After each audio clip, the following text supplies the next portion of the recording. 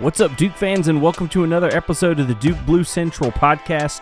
Duke is officially 1-0, ladies and gentlemen. I am recording this the night of November 6th, 2023, right after Duke's victory against Dartmouth. After the first victory of the year, had to hop on here, even though it's late at night, to give you some instant reactions and so maybe some gut feelings on this team after a great 1-0 start from this Duke team. Overall, just what a good day for college basketball. Always a fun day, kind of this first opening day of the season. Great to have Duke hoops back in full strength, although we weren't quite in full strength tonight, as we'll get into shortly. Mark Mitchell was scrapped from the lineup really shortly, probably like maybe in 30 minutes to an hour before game time. Duke coaching staff decided to sit Mark Mitchell for this game with some pain in his lower body. Heard it was a sprained ankle. Hopefully nothing too serious. Doesn't sound like anything too serious there. Sounds like more of a precautionary move. But we'll get into all that and more later. But, of course, Duke is 1-0. Great win against Dartmouth today. Kind of wanted to give you just some breakdown of what I saw from the game today. Things to be excited about, things to be concerned about. Let's get right into it. The game started out slow for Duke, as you kind of expect every year. You know, these guys didn't come flying out of the gates like they did in their exhibition against Pembroke. It was definitely a slower start to the game. Didn't score a ton. Everyone was kind of cold to start the game, except for Jared McCain, who opened us off, or Flip hit an inside basket, and then McCain opened us up with a three-pointer on the outside. He was ready to go, but everyone else had a slow start, but not something you're concerned about as you start the year. But Flip started dominating on the inside, and the threes started falling for Duke. And let me tell you, I felt like, man, maybe the player of that first half was Jalen Blakes. He really provided maybe the biggest spark of energy we had tonight off the bench, especially in that first half. He just exploded defensively, was making steals, making life super hard on the Dartmouth offensive players, and even hit a three there. But I'll tell you, Blake's had an awesome first half coming off the bench. The energy of the team just feels different when he's in. And I think people have forgot about him being a big part of this rotation this year, just with all the new talent we had. And the new guys look great tonight. But Blake's, just the way that he plays and the effort that he gives, it's I can see why it's so hard for Shire to keep this guy off the court, because he just has all the intangibles you want and just gives his all in every single second that he's in every single game. And this is a great team for Blake's to be a part of, because it's not like he's going to be a guy that's required to play 30 minutes a game like he might at another school. The beauty of this team, and I'll talk about this in a second, is the depth. This team is so deep, which we witnessed it tonight, and that lends to each, Blake's can be in a position where he's only called into action for every, 5 to 10 minute spurts instead of 20-minute spurts. So he can really just go crazy in those 5 to 10 minutes he's on, and that's exactly what happened tonight. Tyrese Proctor looked awesome, as we expected. He got in some early foul trouble, had 2 quick fouls in the first half, and sat down till about the, 5-minute mark of the second half. But it was clear immediately when he came in for the remainder of the first half, good things were going to happen for the Duke offense. He sparked us really to a 17-2 run to end the half. Proctor was creating. I think he finished the game with only 8 points, kind of maybe a modest scoring day for Proctor. He was 50% on his three-pointers, shot 2 for 4 and 3 for 6 total on the night.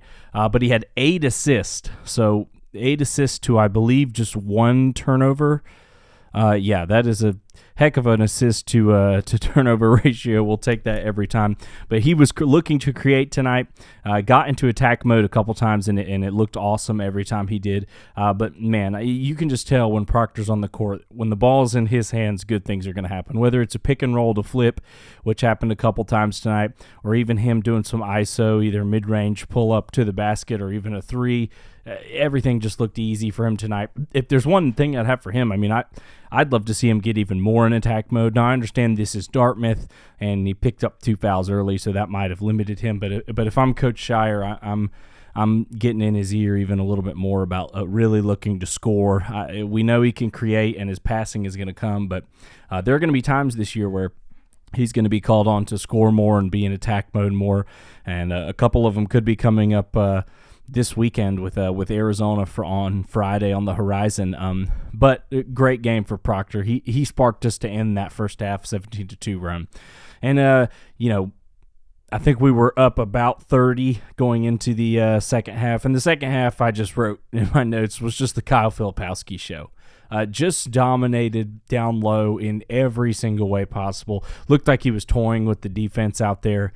It just felt like he was a guy we could give the ball to in a post and good things were going to happen. Either it was going to be a bucket or, as good a passer for a big as he is, he was going to find the open man to hit a three or to make something else good happen. But Flip had an awesome night. The first half, you look up, it's kind of been trending to talk about how quiet Filipowski seems to be. Like I was reading some other Duke pages Twitter throughout the game, and one of them, I can't remember which one, said, like, man, you really feel like Flip could be doing more out there, and then you look at the box score, and he's leading Duke in scoring, and he has a tendency to do that, although he was not hitting in the second half at all. He finished with 25 points, shooting 10 for 12 on the night. That's 10 for 12, missed 2 shots. One of the shots he missed was a three-pointer. He was perfect from the line, finished with 7 rebounds, 1 assist, and again, 25 points to lead Duke in scoring. Just an awesome game for Flip. It felt like he could have scored 40 if we left him in there. But just, man, what a player he is going to be this year. He this first game is any indication, he is going to live up to those preseason ACC Player of the Year nominations and perhaps even vie for the National Player of the Year award. He looked like Duke's best player, looked like a leader. I saw him talking a bunch out there. We're going to need that from him. And defensively, I thought he held his own at the 5. Now, Dartmouth is not the biggest and scariest team we're going to play. We got a big, scary big man coming into Cameron on Friday with Arizona. That'll be a great indicator about how Flip is going to play at the 5 this year. But he played more at the 4 this game because of the absence of Mark Mitchell, of course. But when he was down there and low in the 5, I felt like he did good defensively. Felt like he had I think he had a couple blocks, definitely some altered shots there. But I thought Flip looked great. I don't have any. I don't have any notes for Kyle Filipowski on this game. It just felt like he was in total control. You didn't see a lot of, sometimes last year, felt like when he was in the low post, he would go to that spin move a lot where it would either be called an offensive foul or he would lose it or travel with it. I think he had 1 travel in the game, but there was way less of that this game. Just totally in control. And man, you can also tell he's put on some weight. They said on the broadcast, I think he's put on 18 pounds of muscle in the offseason, and he looked like it. He was battling through big guys down there, and that is just a scary sight to see, especially with his increased mobility with having the hip surgery in the offseason. Looked quicker out there. Gosh, I don't know. There's not going to be a lot of people that can stop him this year, especially if he can get that outside shot to fall more. I mean, he hit 50% tonight, but it was just 1 for 2. But if that can be a big factor of his game, man, he is just going to be a matchup nightmare out there for anybody. He's one of those in-between kind of size and speed guys, even though he's a 7-footer. If you put a center on him, he's just going to take him outside and can do whatever he wants with him. Can shoot the 3, can dribble, especially when facing opposing centers. And then if you put a 4 on him, God help you, because he is going to dominate you in the post in every single way. What a game from Flip. He showed why he's a favorite for ACC Player of the Year. And, I think after this game, his stock for National Player of the Year is only going to go up. Also wrote down that Caleb Foster had a great game, but a great second half as well. He kind of led the unit for a big part of the second half, especially when the starters were sitting out. Man, I'll tell you one thing, and I tweeted this during the game. One thing about him, Caleb plays with zero fear. There is no fear in that kid's heart.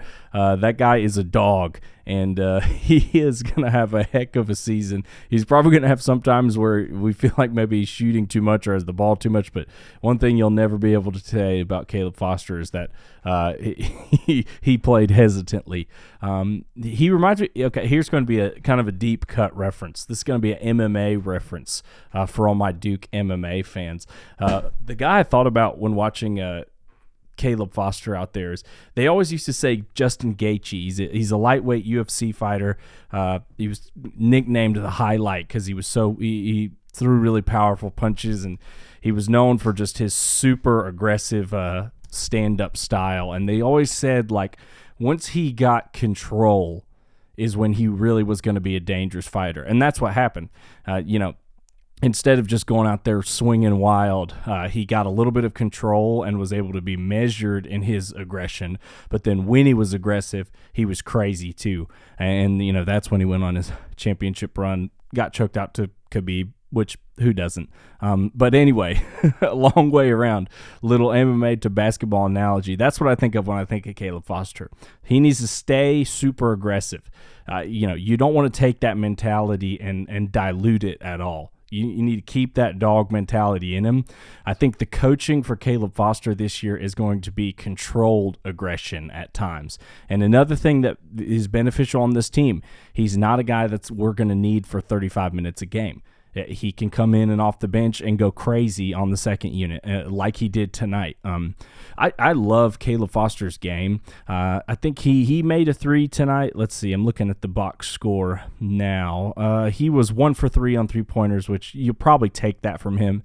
But 6 for 10 overall in the night shooting, which you'll definitely take.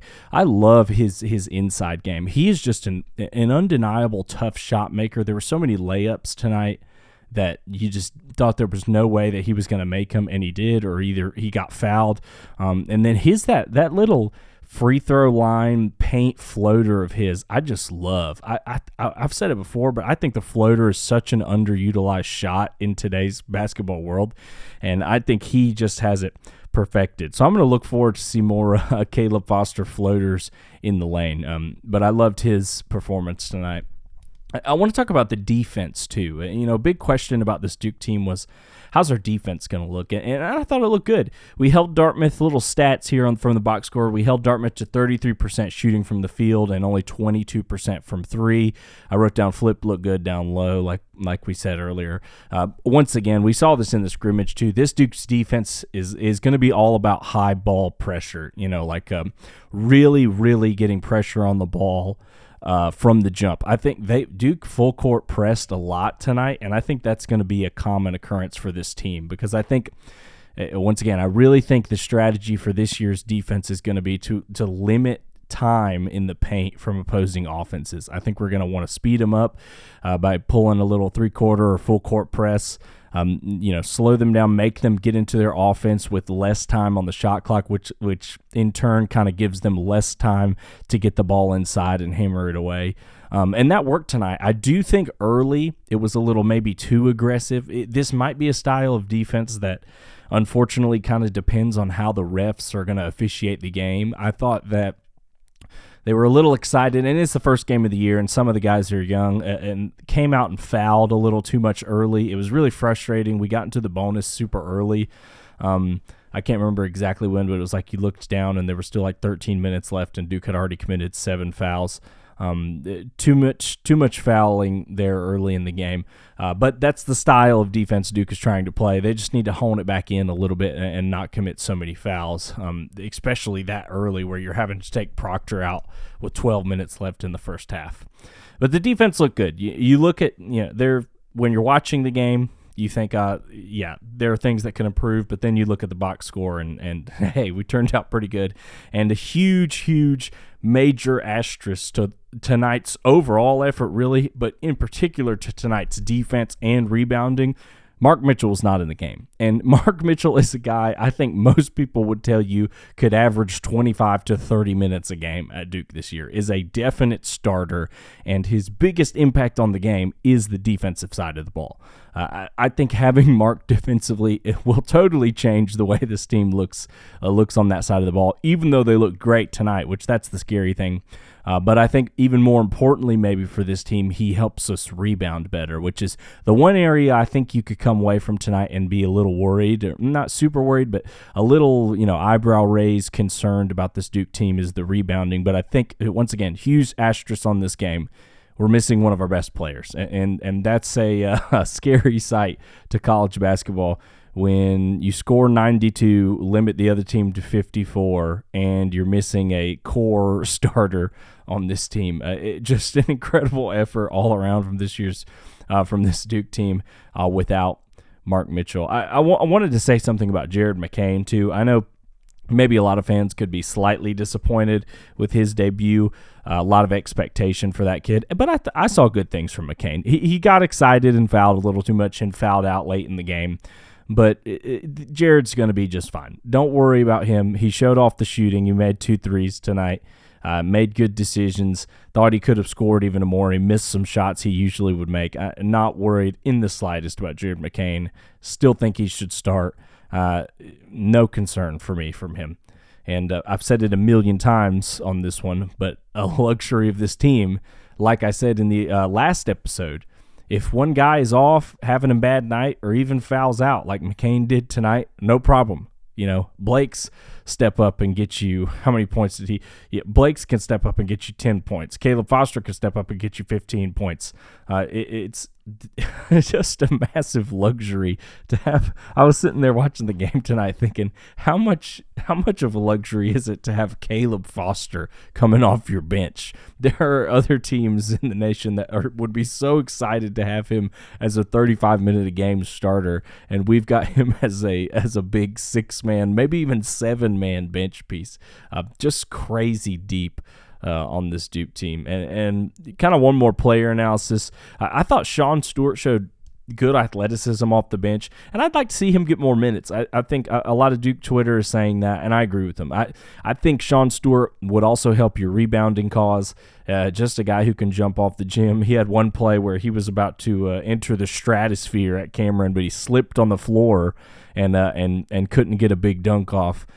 Thank goodness he wasn't injured there. That could have been a lot worse, but he threw down a huge alley-oop a couple plays later, so no lost love for Sean Stewart there. I think he helps you defensively, and I think he helps you in the rebounding fashion. I'd like to see more minutes from him. We saw Christian Reeves get more minutes than I thought tonight. I actually would like to see maybe Sean Stewart eat into some of those minutes we gave Reeves. No disrespect to Reeves, of course, but I think I liked the plus that Sean gives us. I still think Reeves is working on his game a little, and he's coming along great. I thought he showed some flashes today of being able to be a big piece of this team. But I particularly really liked that. I think it was Proctor, Roach, Foster, Sean Stewart flip lineup. I think that lineup is something to keep a bookmark on. I think that, Proctor, Roach, you obviously, those guys are going to start, 2 best guards on the team. You throw in Foster there, who had a great scoring night, but also looked good defensively and has size. Then you throw in Sean Stewart, who's a freak athlete, who also has some size coming in there about, I think he's 6'8", and with Flip at the 5, I think that team can get out and run in transition. Super fast, and we've already seen it from especially Foster. Foster, his game is so tailored to fast break action.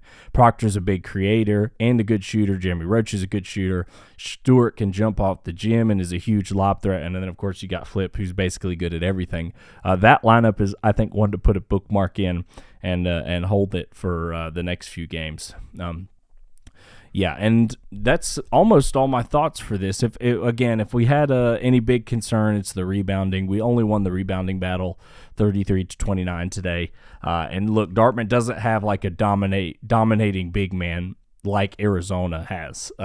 And we're going to see that battle play out on Friday. That, I think, is an awesome early test for this Duke team, because I think Arizona is set up in a way, roster construction-wise, that could give Duke problems. I think they're strong where maybe we're potentially weaker. I don't think this team is weak anywhere, but I think, if anyone's just going to pound us on the glass and really make us pay, I think it'll be Arizona. So we're going to see their kind of good versus good on Friday. And I'll do more. I think I'm going to do a breakdown episode for Arizona before the game, where we'll dive deeper into kind of that matchup and what to look for and what it means. But yeah, that's the one question mark from this game is rebounding. But like I said earlier, I think more Sean Stewart minutes will help that. And huge asterisk, we didn't have Mark Mitchell for this game. And last thing before I get off, kind of a quicker episode today, but I'm recording this at about midnight at night after the game, so maybe my thoughts aren't the most collective, but I had to get in here, first win of the season, give you some instant reaction. A last thought for the game. I thought this was just a huge stat on the construction of this team and how we're going to play this year. So Duke starters, we scored 92 points. The starters accounted for 57. The Duke bench tonight scored 35 points, 35 from the bench. So the guys who really contributed to that, Jalen Blakes had 10, made a 3, and was perfect from the field, 3 for 3, also perfect from the line for 10 points. Caleb Foster scored 15, was 6 for 10, 1 for 3 from three-pointer, 2 for 3 from the line. Spencer Hubbard got some, I guess he's not a walk-on now, but got some points from him, 2 points from him. Reeves had that alley-oop basket, and then Sean Stewart had 6 on 3 for 4 shooting from the field. 35 points coming from your bench, and that is, that is not even considering that when Mark Mitchell comes back, you have some of those guys who were in the starting lineup are going to be moving to the bench. Guys, this team it's truly deep. I know for the past few years it's almost been a meme talking about how deep kind of these Duke teams are getting. But this team, man, I mean, if we were going to play 9, 10, 11, 12, 13 deep, I mean, this would be the year for it. I definitely think we'll see that beginning of the year, and it'll get trimmed up, January, February, March. But this team, they just have a potential to be just so incredibly deep, and it's such a luxury compared to last year's team where we were so scared by foul trouble. And there are still some players look, Proctor and Flip, those guys can't get in foul trouble in important games. We need them on the court. But it's such a luxury to be able to say, Jared McCain, you got, get a couple bad calls against you or whatever. That's fine. Caleb Foster will come in and can do incredibly well in games. Just a crazy, crazy luxury for this team to have that many just dogs on this team that can score, that can play defense, that can pass. Just incredible. I mean, there were times we were playing 4-guard lineups tonight. There was one lineup I think was, oh gosh, I tweeted about it during the game. Which was it? I think it was Roach, Blakes, Foster, McCain, Reeves. I mean, we have 4 guards in there with Reeves. That was maybe the last lineup I expected to see. But there's just so many combinations that this team can pull out. It is just going to be a joy and exciting to watch. But they played fast. I think Flip said it in his post-game interview too. In the second half, when we really started getting going, was because we were pushing Dartmouth. We weren't just settling to settle back and try and get to our offense. We were really trying to take it to them early, and that I think should be the standard moving forward. Man, crazy how much a team can change year to year, even when we keep 80% of the scoring or whatever that stat is. But yeah, that's all my thoughts for this game. Great win for Duke Nation. Duke is 1-0. Huge game against Arizona on Friday. Also, a little look around the college basketball landscape. Michigan State was upset by JMU tonight. That is another big opponent Duke has coming up right after Arizona. That matchup no longer looking like it's going to be a top 5 matchup. But Duke's holding up their end of the bargain with a 92-54 victory over the Dartmouth Big Green tonight. Duke is 1-0. Have a good night's sleep, Duke Nation. Go Blue Devils.